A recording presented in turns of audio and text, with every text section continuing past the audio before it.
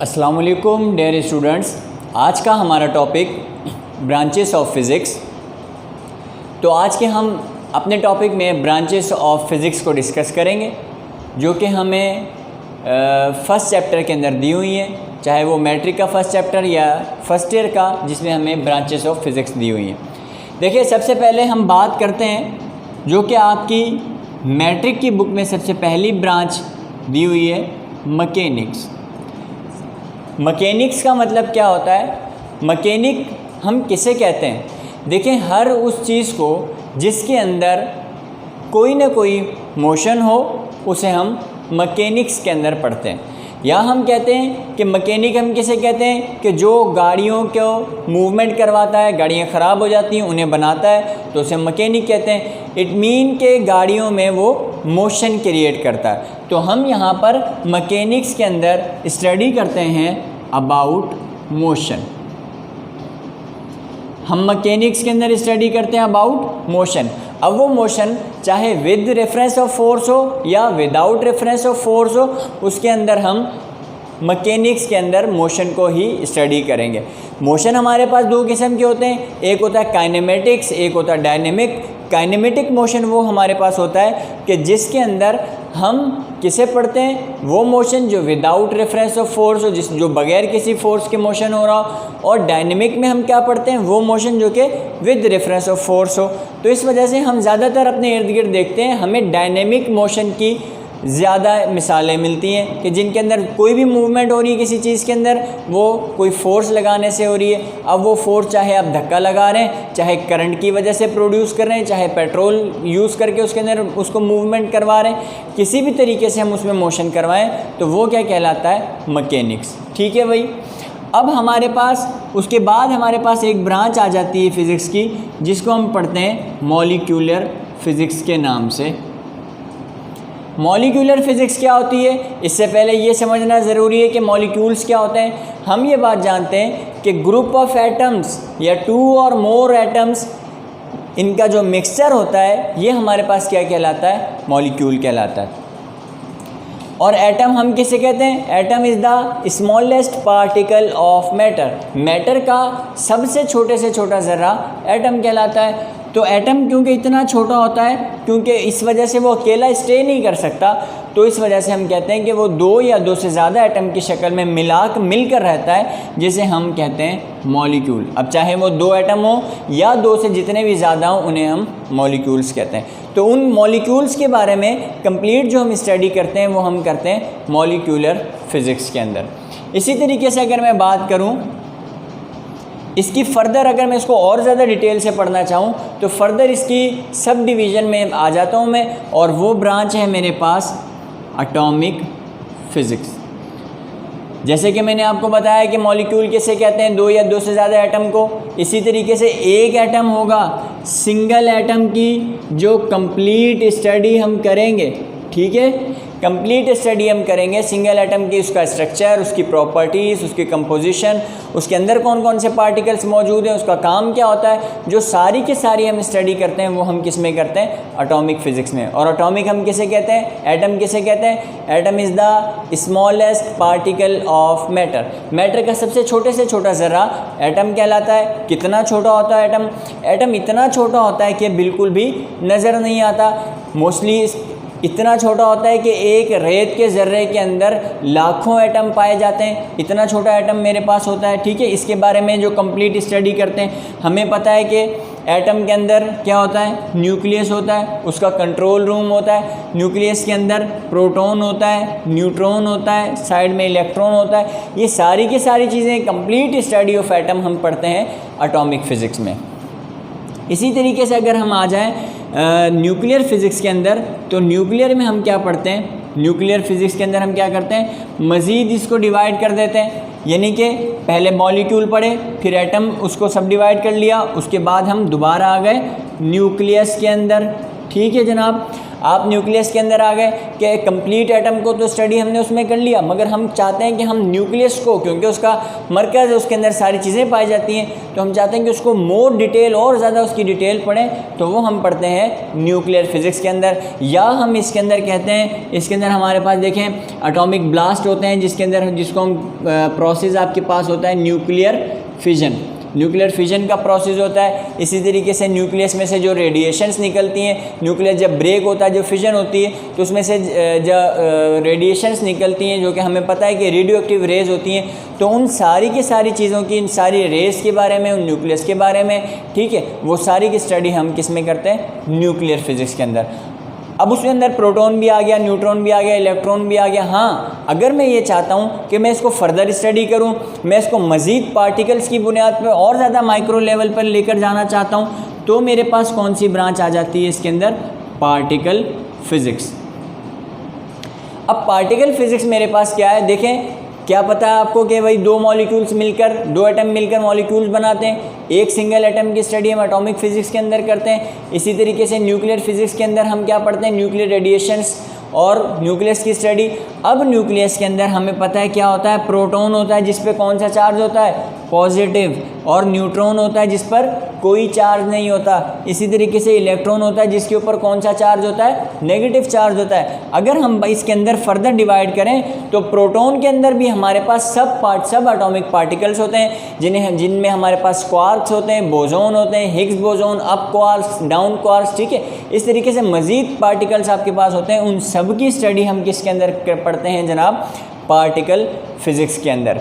इसी तरीके से अगर हम बात करें, ये तो सारी एक लिंक वाली ब्रांचेस हैं जिसके अंदर हम पढ़ते जाते हैं। अब हमारे पास आ जाती है इलेक्ट्रिसिटी। देखें, इलेक्ट्रिसिटी हमें नाम से बात समझ में आती है, फर्दर डिटेल हम इसकी इंटर में पढ़ेंगे।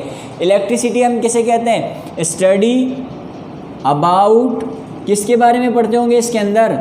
इसमें हम पढ़ते होंगे चार्जेस के बारे में, ठीक है। इलेक्ट्रिसिटी में हम चार्जेस के बारे में पढ़ेंगे, उनके हम प्रॉपर्टीज़ पढ़ेंगे, उनके स्ट्रक्चर पढ़ेंगे, या जो भी उनके बारे में हम स्टडी करते हैं वो इलेक्ट्रिसिटी के अंदर करते हैं, या करंट जब प्रोड्यूस होता है तब उसकी स्टडी हम इलेक्ट्रिसिटी में करते हैं, ठीक है।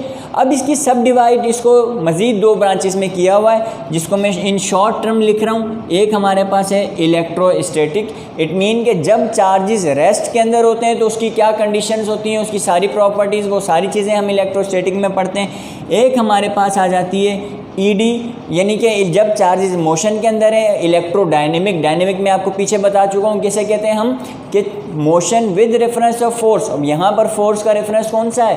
करंट इसका रेफरेंस है, तो इलेक्ट्रोडायनेमिक्स, ठीक है। इसके अंदर हम पढ़ते हैं कि इलेक्ट्रोस्टैटिक चार्जेस रेस्ट के अंदर है, इलेक्ट्रोडायनेमिक्स चार्जेस मोशन के अंदर है। एक और इसी की ब्रांच है, वो हमारे पास कौन सी है? इलेक्ट्रोमैग्नेटिज्म, ठीक है। इलेक्ट्रोमैग्नेटिज्म, इसमें भी हम चार्जेस जब मोशन के अंदर होते हैं, जब उनके अराउंड मैग्नेटिक फील्ड होती है। इसको समझाने के लिए मैं आपको एक मिसाल देता हूँ कि अगर हमारे पास फॉर एग्जांपल एक वायर है, इस वायर के अंदर करंट जा रहा है, चाहे 1000 वोल्ट जा रहा है या 11000 वोल्टेज है या कितने भी करंट है उसके अंदर, उसकी सराउंडिंग में एक होती है हमारे पास मैग्नेटिक फील्ड। भाई ऐसा तो है कि करंट तो इस वायर के अंदर जा रहा है, तो हमें क्यों करंट लग रहा है? इतनी दूर से तार क्यों अट्रैक्ट कर रही है? तो उसके क्या है? सराउंडिंग में क्या है? मैग्नेटिक फील्ड है। तो इस वजह से ये दोनों एक दूसरे पर डिपेंडेंट होते हैं। अगर एक स्टेप अगर इलेक्ट्रिक फील्ड यानी कि चार्जेस मूव करेंगे तो मैग्नेटिक फील्ड बनेगी। दोनों एक दूसरे के परपेंडिकुलर होते हैं, दोनों एक दूसरे पर डिपेंडेंट होते हैं। इंटर के अंदर आपको चैप्टर नंबर 4 के अंदर इसमें मज़ीद डिटेल दी हुई है। अगर एक स्टेप आगे और जाएगा तो ये मैग्नेटिक फील्ड बनेगी, फिर ये अगर मैग्नेटिक फील्ड बनेगी तो ये एक स्टेप आगे जाएगा, अदरवाइज़ नहीं जाएगा। तो इसको हम पढ़ते हैं इलेक्ट्रोमैग्नेटिज्म में, ठीक है। आगे हमारे पास एक और ब्रांच आ जाती है जिसको हम डिस्कस करते हैं, नाम से बात समझ में आती है। कौन सी ब्रांच है? वो है solid state physics. Solid state physics क्या मतलब हुआ? सॉलिड स्टेट फिज़िक्स में हम पढ़ते हैं स्टडी अबाउट, किसके बारे में पढ़ेंगे? सॉलिड मटेरियल्स के बारे में। हमें अपने इर्द गिर्द जो भी सॉलिड मटेरियल्स नज़र आ रहे हैं, आप कहेंगे कि सर ये सारे के सारे सॉलिड है। देखें, मॉलिक्यूल्स की स्पेशली आपको स्टडी करनी है, मॉलिक्यूलर में जाएं, हालांकि पार्टिकल इसी का पार्ट है, मगर हम इसको डिटेल पढ़ते हैं। तो इसी तरीके से सॉलिड के अंदर हम ओवरऑल सॉलिड मटेरियल्स पढ़ते हैं, बट आपको फर्दर इसको डिवाइड करना है, किसी को इलेक्ट्रिसिटी में ले गए, किसी को हम मॉलिक्यूलर में ले गए, किसी को एटॉमिक में ले गए, तो इस तरीके से हम इसका सब डिवीज़न करते हैं। ठीक है, अब ये हमारे पास इसी तरीके से हमारे पास एक ब्रांच आ जाती है प्लाज्मा फिज़िक्स। प्लाज्मा फिज़िक्स का मतलब क्या होता है? प्लाज्मा में हम क्या पढ़ते हैं? प्लाज्मा में हम पढ़ते हैं हाईली आयोनाइज्ड एटम, ऐसे एटम जो कि हाईली आयोनाइज्ड हों, यानी कि उनकी एटॉमिक कैपेसिटी बहुत ज़्यादा हाई हो। ठीक है, हम यहाँ लिख लेते हैं कि हाईली आयोनाइज्ड एटम जिसकी एटॉमिक कैपेसिटी बहुत ज़्यादा हाई हो, जो कि बहुत मुश्किल से तोड़े जाएं, ऐसे एटम्स की स्टडी हम पढ़ते हैं प्लाज्मा फिज़िक्स के अंदर। जैसे कि मिसाल इसकी कैसे है, हमारे पास डायमंड है। डायमंड क्या होता है कि अगर हम इसको पिघलाते हैं तो इसका टेम्परेचर कितना, अबव देन 500, तो 500 से अबव इसका टेम्परेचर, इतना ज़्यादा टेम्परेचर देंगे तब जाके ये पिघलना शुरू होगा, और आसानी से टूटता भी नहीं है। ठीक है, लोहा पिघल जाता है, टूट जाता है, मगर डायमंड की एटॉमिक कैपेसिटी इतनी ज़्यादा होती है कि इतनी आसानी से टूटता नहीं है, ये पिघलता नहीं है। तो ऐसी चीज़ों के बारे में हम पढ़ते हैं प्लाज्मा फिज़िक्स के अंदर। आगे इसकी फर्दर ब्रांचेस, हम और कौन सी ब्रांचेस हैं वो हम डिस्कस करते हैं। आप अगर इसको नोट डाउन करना चाहते हैं तो आप इसे नोट डाउन कर लें। उसके बाद हमारे पास यहाँ आ जाती है एस्ट्रोफिज़िक्स। एस्ट्रो किसे कहते हैं? हम एस्ट्रोनॉमिकल ऑब्जेक्ट्स के बारे में हम स्टडी करते हैं। अब एस्ट्रोनॉमिकल ऑब्जेक्ट्स कौन से होते हैं? अगर हम उर्दू में कहें तो निज़ाम फ़ल्कियात, सूरज, चाँद, सयारे, सितारे, ये सारी की सारी जो चीज़ें हैं हम किस में पढ़ते हैं? एस्ट्रोफिज़िक्स के अंदर। इट मीन कि हम यहाँ पर लिखेंगे एस्ट्रोनॉमिकल ऑब्जेक्ट्स। हम यहाँ एस्ट्रोनॉमिकल ऑब्जेक्ट्स के बारे में स्टडी करते हैं। ठीक है, अब हम यहाँ पर थर्मोडायनेमिक्स की बात करें। डायनेमिक का मतलब मैं आपको पहले बता चुका था, motion with reference of force. अब यहाँ पर वहाँ पर जो फोर्स लग रही थी वो इलेक्ट्रिक चार्जेस की वजह से लग रही थी, तो इलेक्ट्रोडायनेमिक्स। यहाँ पर जो फोर्स लग रही है वो हीट की वजह से लग रही है, तो थर्मोडायनेमिक्स, क्योंकि थर्म का मतलब क्या होता है? हीट। तो इसके बारे में जो भी लॉज हैं, जो भी प्रॉपर्टीज़ हैं, जो भी कंप्लीट डिस्कशन है वो हम थर्मोडायनेमिक्स में पढ़ते हैं। बायोफिज़िक्स के अंदर, या जिसको हम मेडिकल फिज़िक्स भी कह सकते हैं, कि फ़िज़िक्स मेडिकल की फील्ड के अंदर फ़िज़िक्स का क्या रिलेशन है, हम देखते हैं कि जो आपके पास मेडिकल इंस्ट्रूमेंट्स होते हैं, ठीक है, वो सारे के सारे फ़िज़िक्स से रिलेटेड होते हैं। जो आपके पास मेडिकल इंस्ट्रूमेंट्स हैं वो सारे के सारे फ़िज़िक्स से रिलेटेड है। जैसे कि थर्मामीटर की मिसाल ले लें, हम सीज़र की मिसाल ले लें। ठीक है, ये सारे के सारे आपके पास जो मटेरियल्स हैं वो फ़िज़िक्स से रिलेट करते हैं। आप कैंसर का इलाज हम रेडिएशन से करते हैं, एक्सरे करते हैं, अल्ट्रासाउंड करते हैं, और भी जो भी हम इसके फ़िज़िक्स के यूज़ करते हैं, मशीनरी जो यूज़ करते हैं वो हम मेडिकल फील्ड के अंदर उसे हम पढ़ते हैं बायोफिज़िक्स के अंदर। ये हमारी कुछ ब्रांचेस थी। बाकी क्लासिकल मैकेनिक्स, मॉडर्न फिज़िक्स, ये मैं आपको इंट्रोडक्शन ऑफ फिज़िक्स में बता चुका हूँ।